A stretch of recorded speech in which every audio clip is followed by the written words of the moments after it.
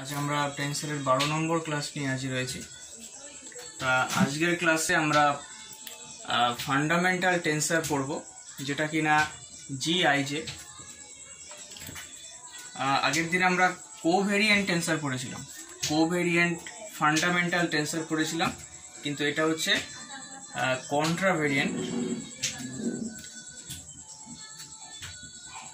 কন্ট্রাভেরিয়েন্ট fundamental tensor.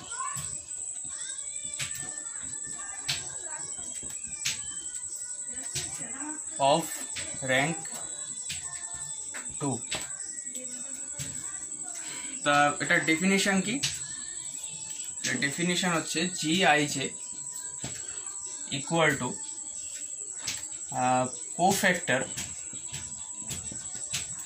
cofactor of GIJ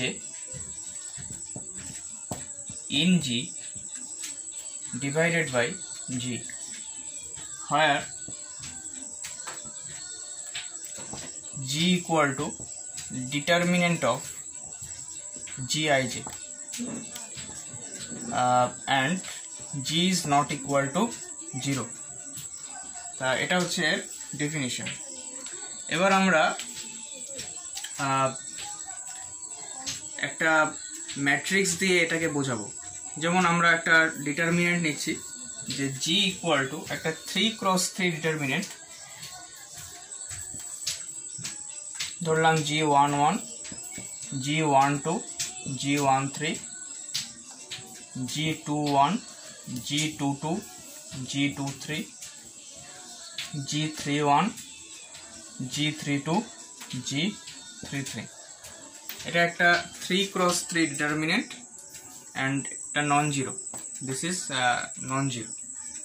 তা এখানে আমরা কতগুলো জিনিস মানে কতগুলো নোটেশন লিখছি। ফার্স্ট নোটেশন হচ্ছে জিআইজে। জিআইজে দ্বারা আমরা বোঝাবো যে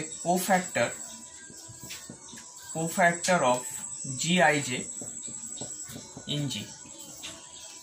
জিআইজে এই নোটেশন দিয়ে আমরা বোঝাবো কোফ্যাক্টর অফ জিআইজে ইন জি। আচ্ছা, তো এখানে যদি আমরা G11 এর কোফ্যাক্টর বের করি, তাহলে cofactor of G11 equal to, আমরা এইভাবে লিখবো G11 cofactor of G12 equal to G12। এইভাবে আমরা এটাকে এক্সপ্যান্ড করব। আবার লিখছি cofactor of G13 equal to G13 by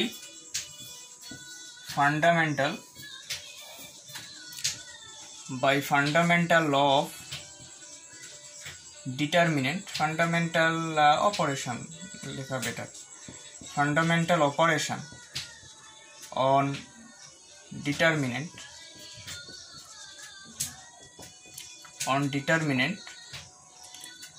G equal to কি লিখবো, G11 G1,1 plus G12 G1,2 plus G13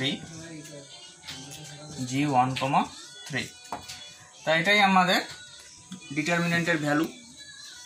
আচ্ছা, তাই এখানে আমরা G মানে কত লিখতে পারবো? তাহলে এখানে আমরা G মানে লিখতে পারবো যে GIJ এটাই লিখতে পারবো, যেখানে আমার the summation over J only। তাহলে J এর উপর শুধুমাত্র সামেশনটা থাকবে। তা এটা মানে আমরা আবার লিখতে পারি যে GIJ ইকুয়াল টু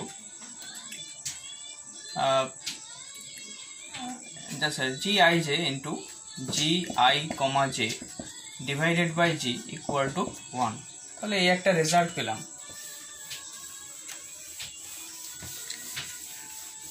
তাহলে আমাদের যে ডেফিনেশন ছিল কন্ট্রাভেরিয়েন্ট ফান্ডামেন্টাল টেন্সারের, और মেট্রিক টেন্সারের যে ডেফিনেশন ছিল যে GIJ ইকুয়াল টু কি ছিল, যে cofactor of GIJ in G। তাহলে এটাকে আমরা লিখতাম কি GIJ ডিভাইডেড বাই G। তাহলে এই জায়গাটা আমরা কি লিখব, তাহলে this implies that GIJ into GIJ equal to 1। তা এটা একটা ইম্পর্টেন্ট রেজাল্ট। আচ্ছা, এটাকে আমরা এই টেন্সারের, এই মেট্রিক টেন্সারের কনজুগেট বলবো। তাহলে GIJ is called conjugate tensor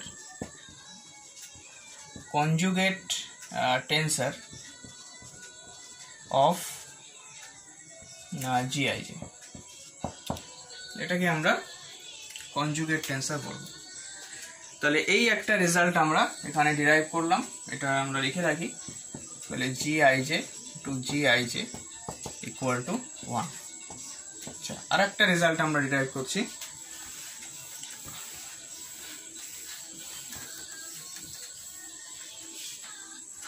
আমরা আর একটা ডিটারমিনেন্ট নিচ্ছি যে G equal two G11, G12, G13, G21, G22, G23, G31, G32, G33। এবার আমরা একটা কাজ করছি যে থার্ড রোটা আর সেকেন্ড রোটা ইকুয়াল করে দিচ্ছি। মানে আমরা এখানে 3-1টা আমরা G21 করে দিচ্ছি, 3-2টা আমরা G22 করে দিচ্ছি, আর 3-3টা আমরা G23 করে দিচ্ছি। তা তোমরা যারা ডিটারমিনেন্ট জানো, ডিটারমিনেন্ট অবশ্যই জানো, যারা টেন্সারের ভিডিও দেখছো তারা অবশ্যই ডিটারমিনেন্ট জানো। তাহলে এই যে দুটো রো দেখো ইকুয়াল, যদি কোনো ডিটারমিনেন্টের দুটো রো আইডেন্টিক্যাল হয় তাহলে ডিটারমিনেন্টের ভ্যালু হয় কি 0। তা এখানে আমাদের যে কোফ্যাক্টরগুলো, মানে ধরো G21 এর যে কোফ্যাক্টর, তাহলে G21 ইন্টু G31 হবে। মানে আমরা এই রোটার রেসপেক্টে আমরা এটাকে এক্সপ্যান্ড করছি। তাহলে এইভাবে লিখতে পারি, মানে G21, তাহলে এই G21 মানে 3-1, মানে এইভাবে লিখতে পারি, plus G22 into G32 plus G23 G33 equal to 0। তা এখানে দেখো আমরা এইভাবে লিখতে পারি যে GIJ GJK এভাবে লিখতে পারি, which is equal to 0। দেখো এখানে J আর K টা ভ্যারি করছে, মানে এখানে I যদি আমরা 1 করি তাহলে J ফিক্সড আছে, মানে এখানে I হচ্ছে 2, তাহলে 2 1, এখানে যেটা ফিক্সড আর K টা ভ্যারি করছে, ঠিক আছে? তাই এইভাবে হচ্ছে, তা ইকুয়াল টু 0। আচ্ছা, এটাকে আমরা লিখতে পারি যে GIJ GJK divided by G equal to 0, এটা লিখতে পারি। এটা মানে হচ্ছে এই রোটার রেসপেক্টে যদি আমরা এক্সপ্যান্ড করি তাহলে যে ডিটারমিনেন্টের ভ্যালুটা হবে সেটা। এটা কিন্তু নন জিরো, এখানে G কিন্তু নন জিরো, মানে এই G এর সাথে এই G এর কোনো ইয়ে নেই, রিলেশন নেই। তা এটা ইমপ্লাই করে GIJ। আচ্ছা, এটা মানে আমরা কি লিখতে পারি, এটা মানে আমরা লিখতে পারি যে GJK ইকুয়াল টু 0। এবার ভালো করে লক্ষ্য করো যে আমরা আগের ক্লাসে পড়েছিলাম যে GIJ এটা হচ্ছে সিমেট্রিক টেন্সর,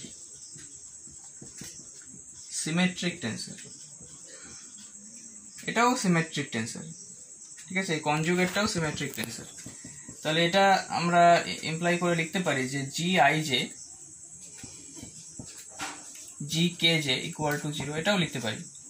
আচ্ছা, এবার এদিকে লক্ষ্য করো ভালো করে, আচ্ছা আমি এখানে লিখে নিচ্ছি যে G I J G K J equal to 0। তা এখানে যদি জে ইকুয়াল টু কে হয়ে যায়, J equal to K I J, যদি আই ইকুয়াল টু কে হয়ে যায়, যদি আই ইকুয়াল টু কে হয়, তাহলে আমার এই রিলেশনটা চলে আসছে। মানে আই ইকুয়াল টু যদি কে হয় তাহলে এখানে আই জে, এখানে আই জে, তাহলে দেখো এটা 1। যদি I is not equal to K হয় তাহলে আমার এটা 0 এসে যাচ্ছে। তাহলে এখান থেকে আমরা ইজিলি বলতে পারি যে এটা হচ্ছে ক্রনিকার ডেল্টার রুল ফলো করছে। আচ্ছা আমি পরিষ্কার করে লিখলে বুঝতে পারবে। মানে এখানে আমরা লিখছি যে G I J G K J equal to 0 if I is not equal to K, আর G I J G I J equal to 1 if I equal to কে।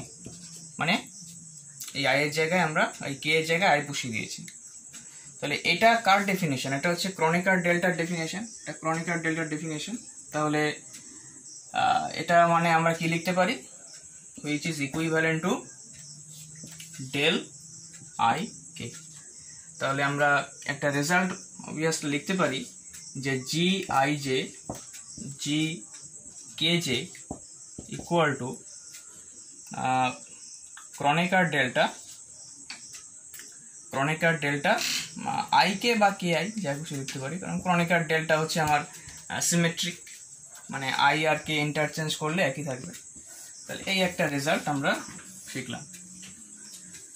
ঠিক আছে, এবার এটাকে আরেকটু যদি মডিফাই করি, মানে G I J into G K J equal to del K I. এবার আই ইকুয়াল টু কে বসাই, যেহেতু কে হচ্ছে আমার ডামি সাফিক্স, তাহলে আই ইকুয়াল টু কে বসাবো। তাহলে G I J equal to del I I. ঠিক আছে, কে ইকুয়াল টু আই বসালাম। This implies that G I J equal to, দেখো এটা হচ্ছে আমার এন ডাইমেনশনাল স্পেস। মানে আমি যে সব কথাগুলো বলছি এটা হচ্ছে এন ডাইমেনশনাল স্পেসের উপর। তাহলে এন ডাইমেনশনাল স্পেসে ডিআইআই কত হবে? এন হবে। তাহলে এই একটা রেজাল্ট আমরা পেলাম যে G I J into G I J equal two N. তাহলে আমরা কতগুলো রেজাল্ট পেলাম? এই একটা রেজাল্ট, ঠিক আছে। এটা হচ্ছে এন ডাইমেনশনাল স্পেসের রেজাল্ট। আচ্ছা, তাহলে এই অবধি আমরা শিখলাম। এরপরে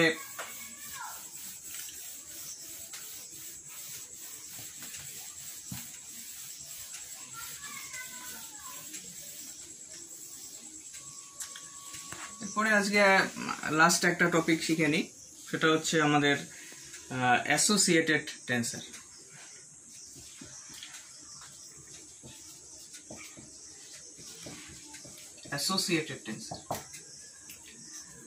অ্যাসোসিয়েটেড টেন্সর কি? আমরা ধরলাম যে এআই আর এজে হচ্ছে আমার দুটো tensor.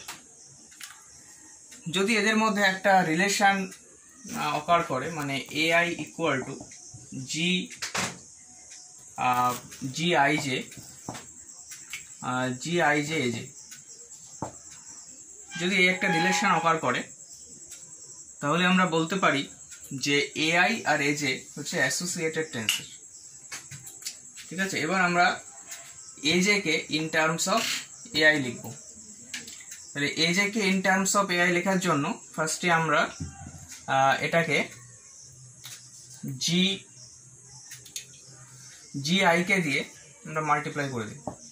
G I K A I equal to, এখানে আমরা G I K G I J A J, which is this implies that the এটা মানে আমরা লিখলাম যে G I K A I equal to, দেখো এটা মানে আমরা কি লিখতে পারি এখানে আই আই আমরা মানে আগে একটা রেজাল্ট পেয়েছিলাম কি যে G I K G I J equal to del J K, এই রেজাল্টটা পেয়েছিলাম। তাহলে এখানে ক্রনিকার ডেল্টা ডেফিনেশন অনুযায়ী ডেল জে কে এই যে লিখতে পারি। আবার এখানে দেখো যদি জে ইকুয়াল টু কে হয়, তো J equal to K put করি তাহলে ডেল জে জে হয়ে যাচ্ছে, মানে জে ইকুয়াল টু যদি কে পুট করি তাহলে ডেল কে কে মানে 1, তাহলে এখানে কি লিখতে পারি এ কে। তাহলে আমরা যেহেতু কেটা হচ্ছে ডামি সাফিক্স, তাহলে কে এর জায়গায় আমরা জে লিখতে পারি। তাহলে জে লিখলে কি হবে জি I J A I equal two A J. তাহলে পরের ক্লাসে আমরা ভেক্টর পড়ব, মানে ম্যাগনিটিউড অফ এ ভেক্টর, তারপর অ্যাঙ্গেল বিটুইন টু ভেক্টরস, এগুলো নিয়ে আলোচনা করব। আজকের ক্লাস এখানেই আমরা শেষ করছি। যদি তোমাদের ভিডিওটা কোনো উপকারে এসে থাকে তাহলে লাইক করবে, বন্ধুদের সাথে শেয়ার করবে আর আমার চ্যানেলটাকে সাবস্ক্রাইব করে দেবে। Thanks for watching.